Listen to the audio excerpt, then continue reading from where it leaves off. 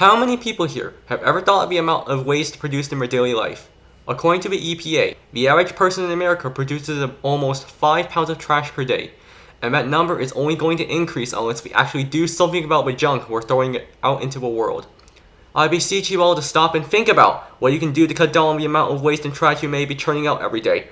Sustainable living does not have to require you to make drastic changes to how you live life. Sometimes it can be things as simple as turning off your devices when you're not using them, or taking the stairs instead of the elevator on your way to work. If no one ever thinks about decreasing the amount of pollution we make, they will continue to harm planet Earth with their wasteful lifestyle. If nothing is done to help make the world a cleaner and safer place to live in, then future generations will be doomed to watch our home turn to a barren, inhospitable wasteland incapable of supporting life. First, I will discuss the simple things that you can do to decrease the amount of waste produced at home, then in public, and finally, the methods that people can use to ensure that everyone can live sustainably. One thing you can do at home to reduce the amount of trash and waste you produce is to decrease the amount of meat you consume for breakfast, lunch, and dinner. According to Ecocation article, 15 Ways to Live a More Sustainable Lifestyle in 2023, meat consumption makes up more than 10% of global greenhouse gas emissions thanks to the sheer effort involved in raising animals for food, which involve copious amounts of deforestation and release of emissions from not only the animals involved, but the transportation methods used to ferry livestock around the world. In addition, an article The Guardian posted detailing the environmental impacts of the meat industry states that while plant-based food production such as wheat only produces about 2.5 kilograms of greenhouse gases per kilogram of food, animal-based foods like beef produce up to 70 kilograms of emissions per kilo,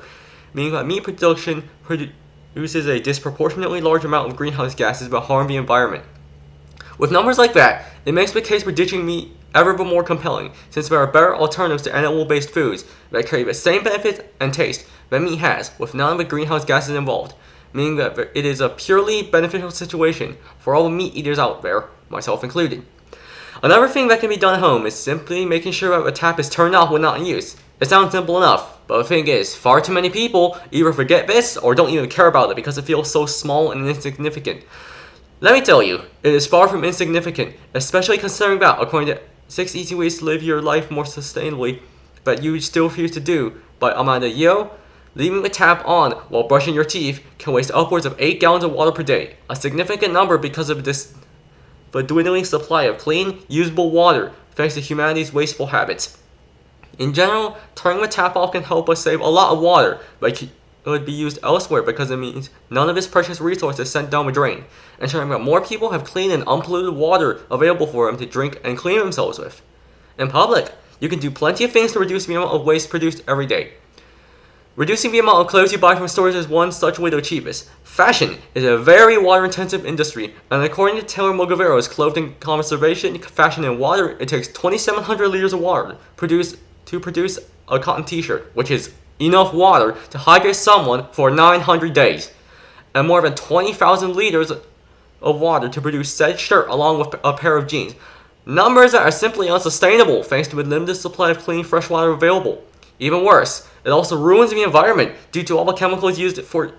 treating and dyeing textiles, with 20% of all industrial water pollution coming from the fashion industry because of the cocktail of toxic substances used in the aforementioned processes. There is no need for us to ruin the environment just to get the most fashionable clothing. Instead of buying from fast fashion suppliers such as Forever 21 and Shane that disregard the health of our world for profits and shallow trend chasing, purchase your clothes from brands like Outerknown and Everlane that actively work to reduce pollution by using organic and recycled materials for their clothes. This way, you can enjoy having clothes that last a long time and don't harm the planet with their method of production. In addition to purchasing sustainable clothing, you can also buy secondhand clothes from thrift stores if it is not possible to get new clothes from sustainable sources. Most secondhand clothes are still in good condition and can be cleaned up rather quickly, and purchasing them also counts as a form of recycling, since you're reusing the clothes that other people don't want and giving them a new lease on life, saving from being cast aside as garbage that take up space in landfills. Another way that we can reduce pollution at work is to reduce the amount of time spent driving cars. While it's good to have a car, they're not so great when you're stuck in a traffic jam due to the amount of fumes they produce. Most of the energy from a car's gas tank is lost as heat and gas, and the gases that come out of a car's tailpipe are a noxious combination of greenhouse gases and toxic substances that amplify global warming and make it more difficult for people to breathe.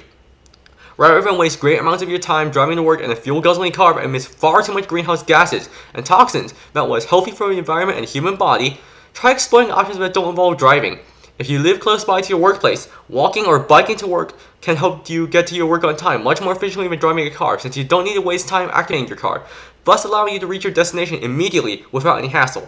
It will also serve well to use public transportation thanks to a lower amount of emissions they produce on average compared to cars, and the fact that they can cover much greater distances per gallon of fuel consumed, making them a lot more fuel efficient in the long run. Not to mention that expenditures are much lower thanks to the one-and-done nature of public transportation payments, which are much better than extended payments you have to make for maintaining your car, by the way. Lastly, there is one thing that all of us can do to secure a better future for our planet. Speak up! It may seem insignificant at first, but I assure you, as long as we let our voices be heard among the government, there remains a possibility that our leaders can hear us and act accordingly to pass legislation that can help our planet in one way or another. That is why voting is important. We have been able to pass legislation such as the Clean Air Act and Montreal Protocol that have helped the world become a much cleaner and safer place because we used our voices and votes to make our government take action against pollution and waste. And we can keep this up by continuing to make the government listen to what we have to say about the environment. If possible, don't just limit yourself to voting.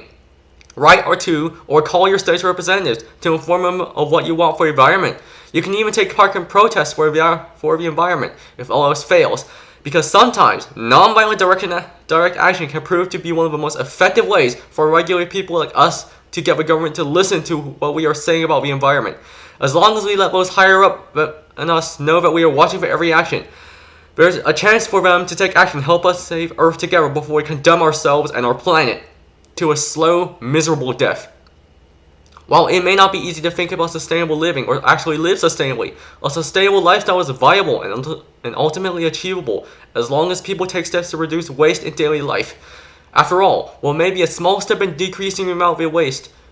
produced in daily life can prove to be a giant leap in saving the planet, and we would do well to make sure that our world can support future generations to come.